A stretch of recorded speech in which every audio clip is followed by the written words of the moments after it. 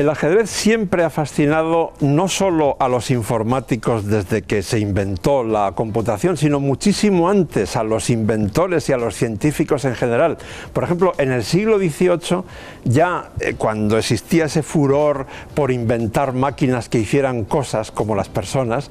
una de las más famosas que recorrió todas las cortes reales de Europa fue el turco, el turco de Kempelen, una máquina que jugaba al ajedrez de forma automática, que ganó a Napoleón, que ganó a varias emperatrices, a reyes, a Benjamin Franklin, a gente realmente muy famosa, hasta que se descubrió que tenía trampa. Pero incluso con eso tenía mucho mérito la construcción de ese mecanismo que engañó al mundo entero durante medio siglo, ¿no? Posteriormente, la primera máquina ajedrecista sin trampa la hizo un español, Leonardo Torres Quevedo, que es una de esas víctimas del papanatismo español, un país donde damos mucha publicidad a gente que no lo merece y casi ninguna a gente que realmente tiene mucho mérito, y uno de ellos fue Leonardo Torres Quevedo, una de cuyas invenciones más brillantes, pero no la única, fue una máquina que daba el jaque mate de torre y rey contra rey solo a la perfección,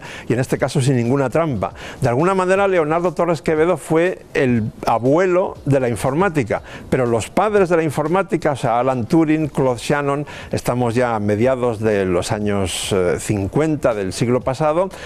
lo primero que hacen es escribir un programa de ajedrez y a partir de ahí empiezan a desarrollar la informática. Ahora, ¿cómo es posible que tardaran más de 50 años en lograr que una máquina le ganase al campeón del mundo? Kasparov, cuando perdió ante el programa Deep Blue, en el que IBM invirtió muchos millones de dólares, pero eso sí, el día que Deep Blue derrotó a Kasparov en Nueva York en el 97, las acciones de IBM se dispararon en Wall Street. Pero el asunto no termina ahí.